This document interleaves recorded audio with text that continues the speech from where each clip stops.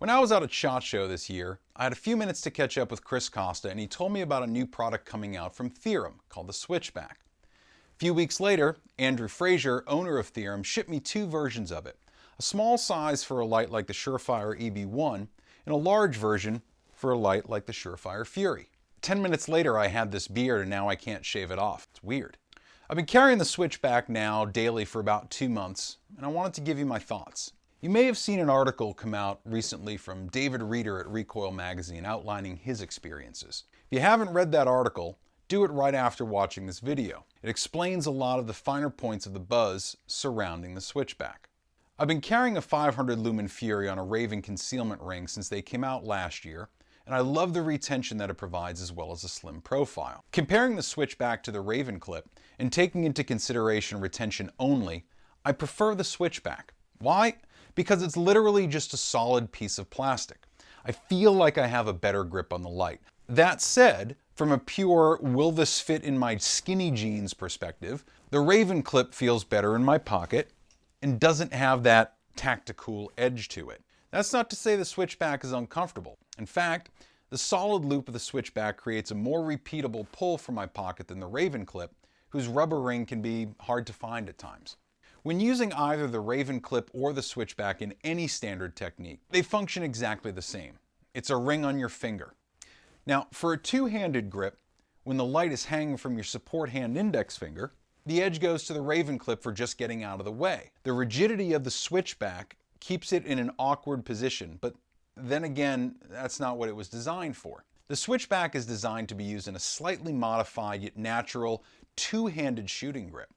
The goal is to use your support side thumb to apply pressure to the switch, using leverage to push the tail cap against your middle finger, thereby activating the light. The drawback is that this also removes several of your fingers on the support hand from the grip.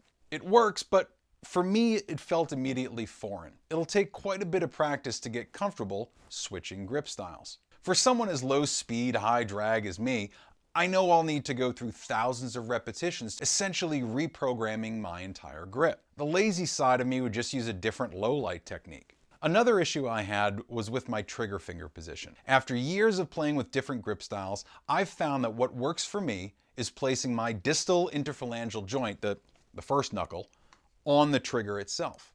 However, when using the Switchback, the tip of my trigger finger is now scraping against the thumb of my support hand that's activating the light.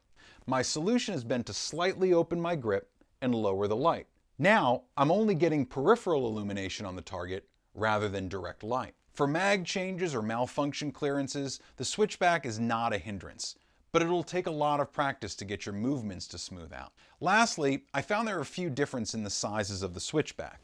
I absolutely love it on the Surefire EB1. It's a small, compact design that functions well as a light ring.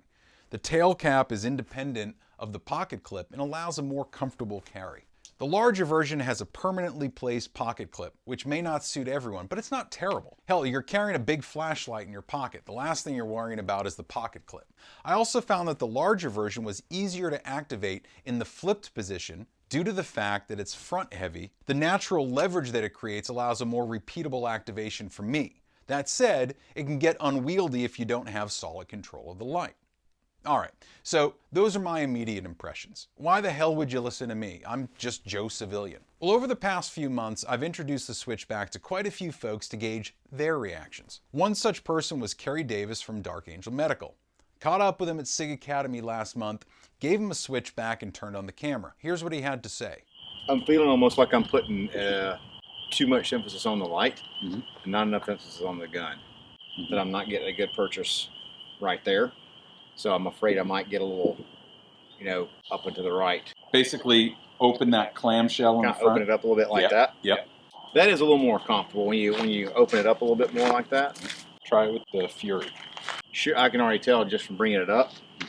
I'm not having to press as hard, but I'm also, with it being that front heavy, I'm working. I saw it at a wonky angle. Again, opening it up, I think was the key to that. It's like anything we do in shooting, it's going to be it's just going to be practice and repetition with it to get comfortable with it, and I definitely get one. It's a solid little piece of kit.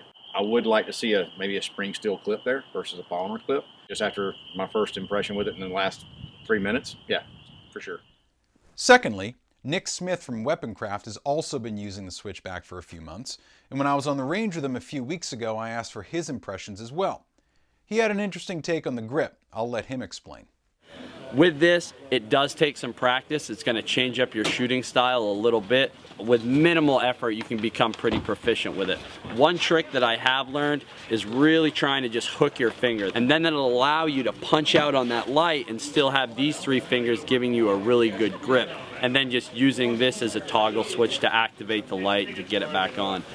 It's just a great product, so definitely go check them out. They're great people, the Switchback. So all in all, I think the Switchback is a good product that's worth purchasing, and for about 20 bucks you can try it out and not have buyer's remorse. I really like the thought that went into the design, and I'm going to keep one on my Fury for now. I have quite a few low light classes coming up, including shoot house and vehicle classes, and my goal is to really put it to the test while under stress. Listen, most of us don't practice low light techniques enough as it is.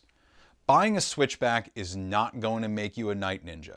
It is not going to make you a better shooter, and it sure as hell isn't going to turn you into Chris Costa. What it will do is give you a solid piece of gear for your pocket light, and it will make you practice your light techniques more. Anything that gives you a better understanding of your shooting style is worth it, regardless of the price.